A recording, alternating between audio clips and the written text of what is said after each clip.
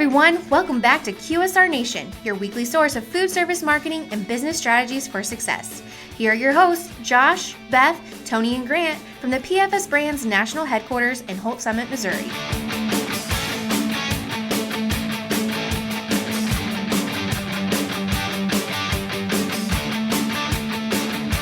Hey everybody, welcome back. As always, we have Josh, Beth, Tony, and Grant here. Today we're going to talk about how trying not to profit off of current social issues. Correct, Tony? Correct. I mean, this is something that has been really bothering me. So, a couple things I want to preface here is, number one, if you have a stance on a social issue, it is, awesome to get behind that, whatever side you stand on, promote the issue, help bring awareness to it, and you help the cause. Personally, I don't think it's appropriate to then try to profit off that by using that as a platform to then turn around and sell your product. I think that's kind of taboo. I think that we've seen some epic failures of that so far this year of companies.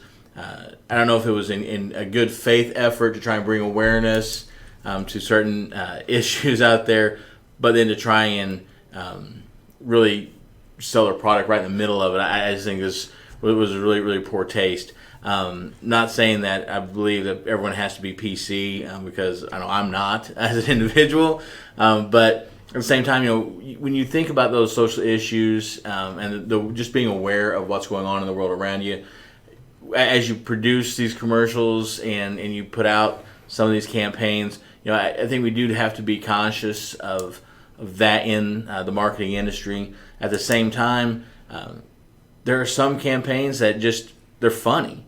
And I'm not PC, so there's some campaigns that I will laugh at that friends of mine who are very sensitive to that particular topic, they were very offended by. Just because we're different types of people, you're not going to be able to please everybody. But there's just some of those things that you really want to make sure you're making that conscious decision if you're stepping into that pool of social issues and your brand association, that you understand there could be some potential financial backlash. Yeah, more times than not, you're looking at something that's got a lot of risk with probably not much reward in return. So if it's a high risk, low reward thing, it's probably best to just have the goal of keeping a neutral image for your brands and stuff. I feel like we just did a whole snap therapy session for Ethan right there. He's acknowledging his problems and he's coming forward with them. But no, I 100% agree that there's a lot of different instances, and I know, quite a few years ago, there was a lot of government issues that were happening where it was probably very inappropriate, but there was a lot of different marketing campaigns that kind of spun off of that. It worked for certain companies because they were able to do it in a split second. They're able to kind of jump on that bandwagon for a 24-hour thing. It was able to generate a conversation, but that's where it stopped. It wasn't something where you're trying to run this entire campaign and keep it going for months at a time. You have to make sure that you're spending those dollars wisely, you're doing it in an effective way, and you're going to appeal to the majority of your crowd, not just that very small group of people that's going to find it funny and, like you said, have this high risk, very low reward. You have to make sure that you're doing it in a very thought out, strategic way, and for the most part, most people need to steer away from that. Yeah, I didn't even want to touch this subject to begin with. So. I know Josh we're not doing this. He produces the show. He's like, no, it's not happening. But I think also it comes down to your current brand image. If you are a more edgy brand and you have been pushing the limits beforehand, I'm not saying to do it, but you could potentially get away with it. But if you've never done anything like that, and all of a sudden you're going to wade into that arena, good luck.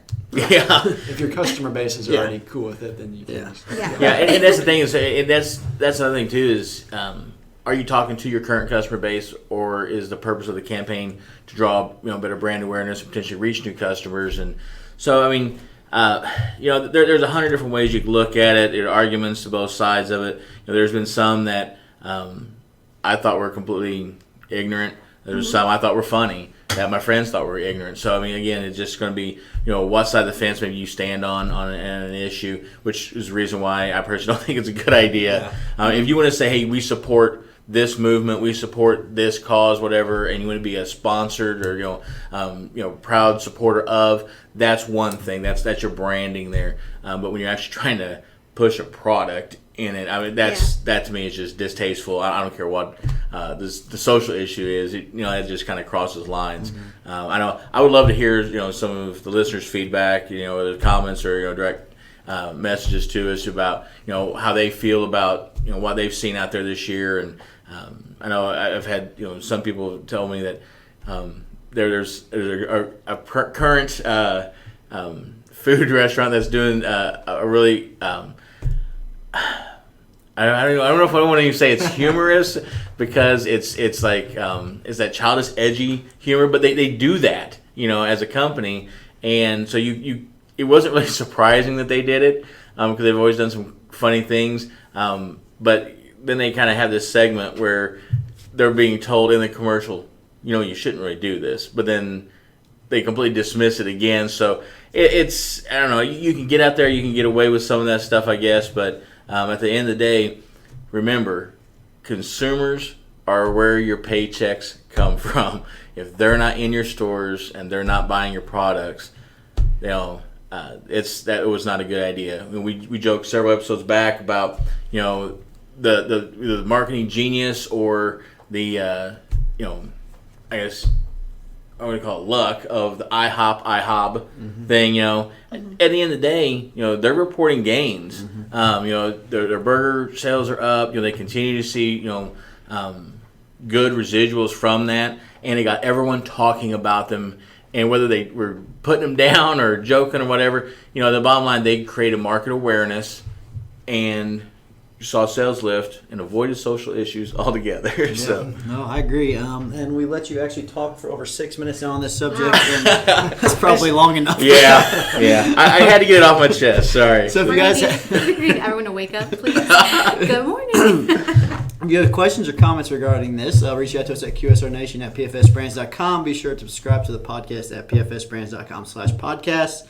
And Grant and Beth, do you have anything to say? No more social issues. Yeah, let's not be social. All right, everybody. We'll talk to you next week. Today's episode is brought to you by Blue Taco. It's the franchise your location needs for simply Southwest goodness. Visit our website at thebluetaco.com. And remember, it's BLU. Be sure to stop by next week for another episode of QSR Nation. And be sure to check us out online at pfsbrands.com/podcast.